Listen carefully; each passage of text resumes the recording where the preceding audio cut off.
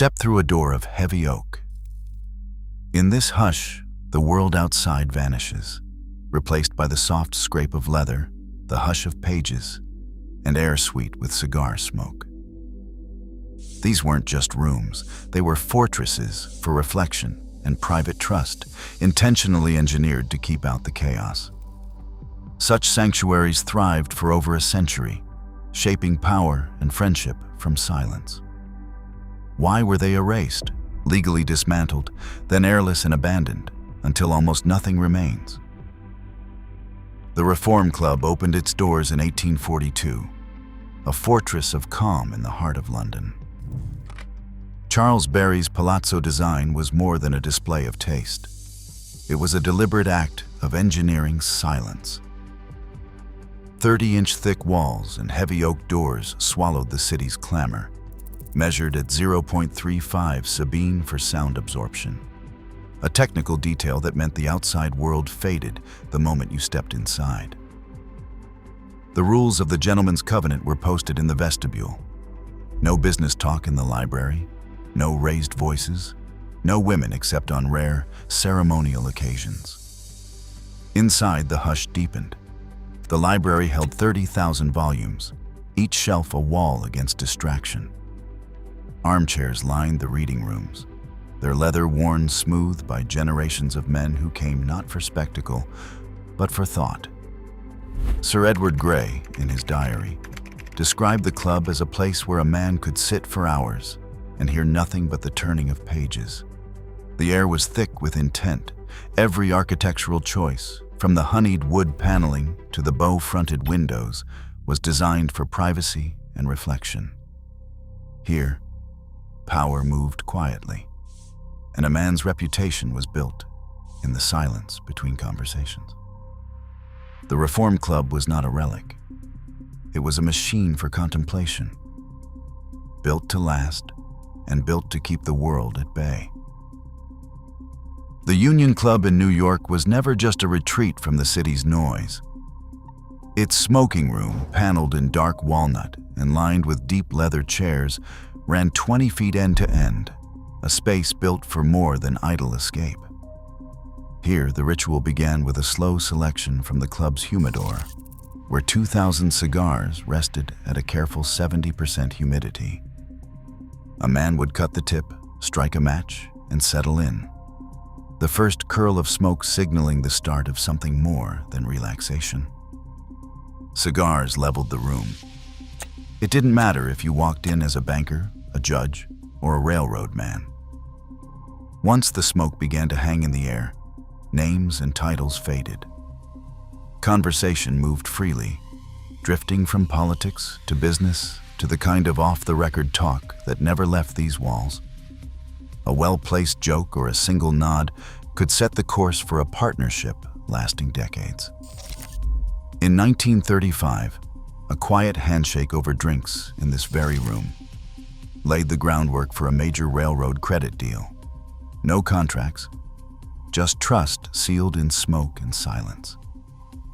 J.P. Morgan himself favored these rooms, preferring the honest, unhurried debate found in the haze over the grandstanding of boardrooms. Members remembered the way he listened, cigar in hand, letting others speak before offering a single, decisive opinion. The power of the smoking lounge was never just in its luxury, but in the way it stripped away pretense. Here, reputation was built not on loud declarations, but on the quiet conviction of a man's word, tested in the company of equals and remembered long after the smoke had cleared. The Pen Club, once a sanctuary of polished wood and private ritual, became a courtroom exhibit in the late 1970s. In 1975, a suit was filed challenging its men-only rule, and within 3 years, Judge Margaret B. Carter handed down a mandate: the doors must open to women. The New York Times ran the headline, "Gentlemen's Clubs Forced Open." That single decree did not just rewrite a bylaw, it erased a boundary that had stood for over a century. The Athenaeum, another storied club, reversed its own exclusionary policy in the same era. The numbers tell the story without sentiment. After the ruling, membership at some clubs dropped by 38%. The Penn Club's board minutes from 1978 record a flurry of resignations, followed by a silence that settled over the reading rooms. The sense of continuity, of a place outside the reach of changing times, was gone, not by slow attrition, but by the force of law. What had been a private world was now public domain, and the old guard watched as the institution they had built was legislated out of its original purpose. By the end of the 20th century, the last refuge of the old club was not its leather chairs or its private libraries, but the AIR itself. In 1998, New York City's Smoke-Free Air Act banned smoking in nearly every indoor space, bars, restaurants, and, crucially, the handful of club lounges that had survived the first wave of legal challenges. 8 years later, the UK's Health Act swept through London and Oxford, outlawing smoke in every club room, billiard hall, and reading lounge. The effect was immediate and irreversible. The aroma of cigars, once woven into the fabric of these sanctuaries, vanished overnight. Numbers told the story in places like the Oxford and Cambridge Club, where over 100 men once lingered in the haze. Only a handful returned. The silence that followed was not contemplative, but hollow. One ex-member, asked in a 2012 survey what he missed most, answered simply, "The sense that time could stop." Modern gathering places offer no such pause.